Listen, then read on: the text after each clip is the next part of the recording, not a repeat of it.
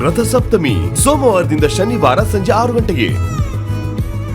ಆಗಿದ್ದು ನನ್ ಖುಷಿಗಲ್ಲ, ನನ್ ತಾಯಿ ಮೇಲಿರೋ ಕೋಪಕ್ಕೆ ಅಂತಾರೆ. ನೋಡಿ, ನನಗವ್ರಿಷ್ಟ ಇಲ್ಲ. ಅವ್ರಿಗೂ ನನ್ ಮೇಲೆ ಯಾವ ಭಾವನೆನೂ ಇಲ್ಲ. ಈ ಮದ್ವೆ ಆಗಿದ್ದು ನಿಮ್ ಮೇಲಿನ ಕೋಪಕ್ಕೋಸ್ಕರ ಅಷ್ಟೆ. ಅಂದ್ಮೇಲೆ ನಾನಿಲ್ಲಿ ಹೇಗಿರೋದಕ್ಕಾಗತ್ತೆ? ಇದು ನನ್ನ ಕುಟುಂಬ ಅಲ್ಲ.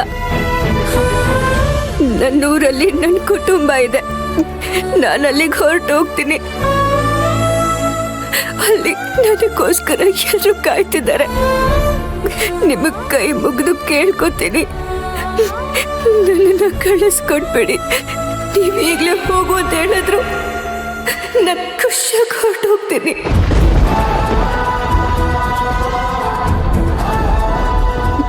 ಆಮೇಲೆ ನೀವು ಇಷ್ಟಪಟ್ಟು ಹುಡುಗಿನೇ ತಂದು ನಿಮ್ಮ ಮಗಂಗೆ ಮದ್ವೆ ಮಾಡಿಸಿ. ಇದರಿಂದ ಅವ್ರಿಗೂ ಒಳ್ಳೇದು, ನನಗೂ ಒಳ್ಳೇದು.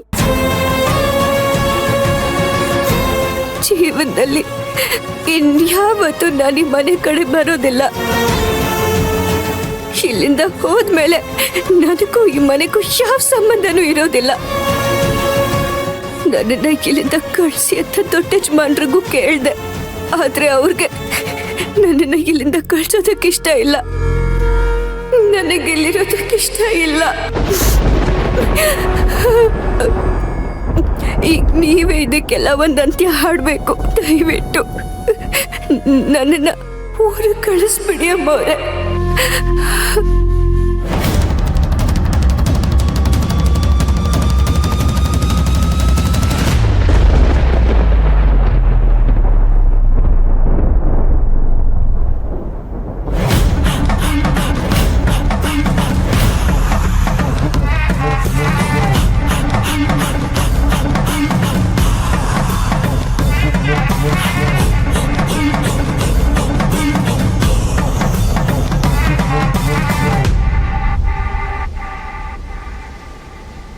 ಮಯೂರಿ,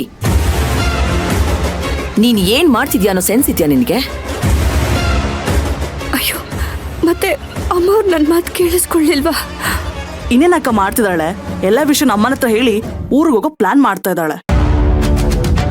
ನೀನ್ ಸ್ವಲ್ಪ ಸುಮ್ಮನೆ ಇರೆ. ಮಯೂರಿ, ನೀನ್ ಮಾಡ್ತಿರೋದು ಸರಿ ಇಲ್ಲ. ಎಲ್ಲಾ ವಿಷಯನೂ ಮಾಮ್ಗೆ ಹೇಳಿ ಇಲ್ಲಿಂದ ಹೊರಟೋಗ್ಬಿಡೋಣ ಅಂತ ಡಿಸೈಡ್ ಮಾಡಿದ್ಯಾ? ಇದರಿಂದ ಮುಂದೆ ಏನೇನಾಗತ್ತೆ ಅಂತ ಯೋಚನೆ ಮಾಡಿದ್ಯಾ?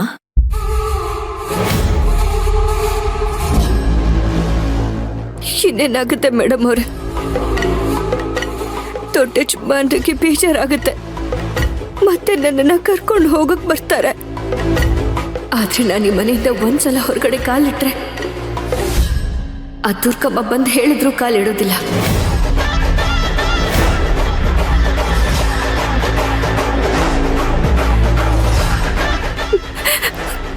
ಅದಂತೂ ಸತ್ಯ. ನಾನಿಲ್ಲಿಂದ ಹೋಗೋದ್ರಿಂದ ಎಲ್ರಿಗೂ ನೆಮ್ಮದಿ ಸಿಗತ್ತೆ ಅನ್ನೋದಾದ್ರೆ ಹೋಗೋದ್ರಲ್ಲಿ ತಪ್ಪೇನಿದೆ?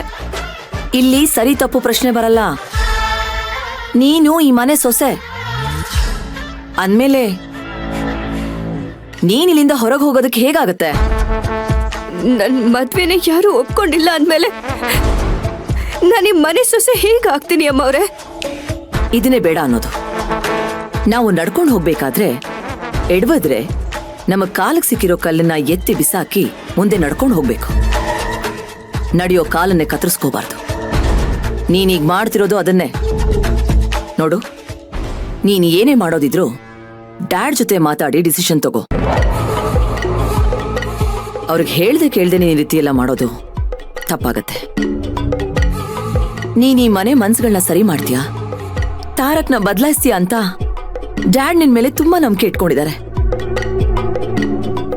ಅದ್ಯಾವುದೂ ಆಗ್ಲಿಲ್ಲ ಅಂದ್ರೆ ಅವ್ರ ಮನ್ಸಿಗೆ ಎಷ್ಟು ನೋವಾಗುತ್ತೆ ಗೊತ್ತಾ? ಡ್ಯಾಡ್ ಮನ್ಸಿಗೆ ನೋವಾಗೋದು ಸರಿನಾ?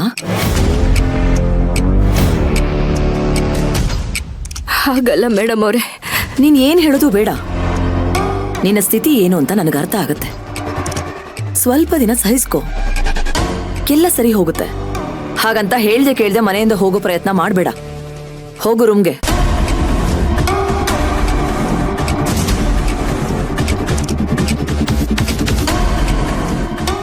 ಛೇ, ಅಮ್ಮವರೆಲ್ಲ ಕೇಳಿಸ್ಕೊಂಡಿದ್ದಿದ್ರೆ ಇಷ್ಟೊತ್ತಿಗೆ ನನಗಿಲ್ಲಿಂದ ಮುಕ್ತಿ ಸಿಕ್ತಿತ್ತು.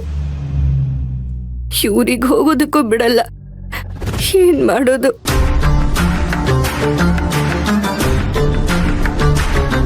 ಏನ್ ಯೋಚನೆ ಮಾಡ್ತಿದ್ಯಾ? ಹೋಗು ಅಂತ ಹೇಳಿದ್ನಲ್ಲ, ಹೋಗು ಹೋಗು.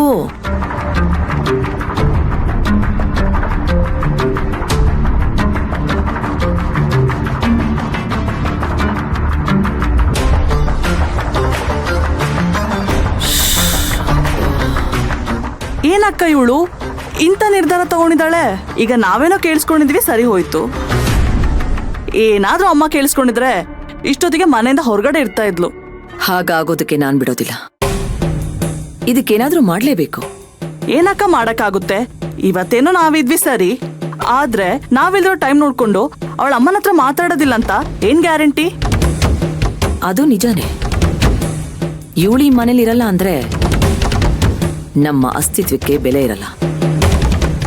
ಆಮೇಲೆ ಮಾಮ್ದೇ ಆಟ ನಡೆಯುತ್ತೆ.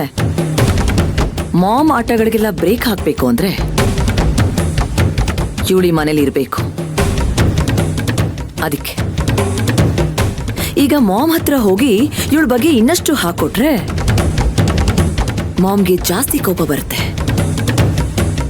ಆಮೇಲೆ ಇವಳು ಏನೇ ಹೇಳಿದ್ರು ಅವ್ರು ಕೇಳೋದಿಲ್ಲ. ಅವ್ರು ನೋಡೋ ನೋಟಕ್ಕೆ ಇವಳು ಬಾಯಿ ಬಂದಾಗ್ಬಿಡ್ಬೇಕು. ಹಾಗ್ ಮಾಡ್ಬೇಕು.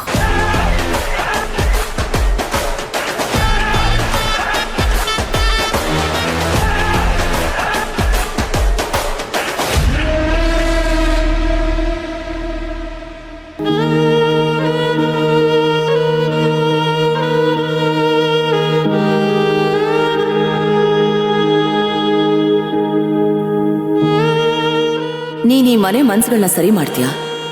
ತಾರಕ್ನ ಬದಲಾಯಿಸ್ತೀಯಾ ಅಂತ ಡ್ಯಾಡ್ ನಿನ್ ಮೇಲೆ ತುಂಬಾ ನಂಬಿಕೆ ಇಟ್ಕೊಂಡಿದ್ದಾರೆ. ಅದ್ಯಾವುದೂ ಆಗ್ಲಿಲ್ಲ ಅಂದ್ರೆ ಅವ್ರ ಮನ್ಸಿಗೆ ಎಷ್ಟು ನೋವಾಗುತ್ತೆ ಗೊತ್ತಾ? ಡ್ಯಾಡ್ ಮನ್ಸಿಗೆ ನೋವಾಗೋದು ಸರಿನಾ?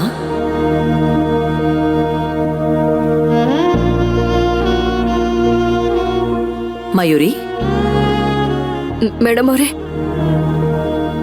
ತುಂಬಾ ತಲೆನೋವ್ತಾ ಇದೆ. ಕಾಫಿ ಮಾಡ್ಕೊಡು. ಸರಿ ಮೇಡಮ್ ಅವರೇ. ಹಲೋ, ನನಗೂ ಬೇಕು. ನನಗೆ ಸ್ವಲ್ಪ ಸ್ಟ್ರಾಂಗ್ ಇರ್ಲಿ. ಮಾಮ್ಗೂ ಸೇರಿಸಿ 3 ಕಾಫಿ ತಗೊಂಡ್ ಬಾ.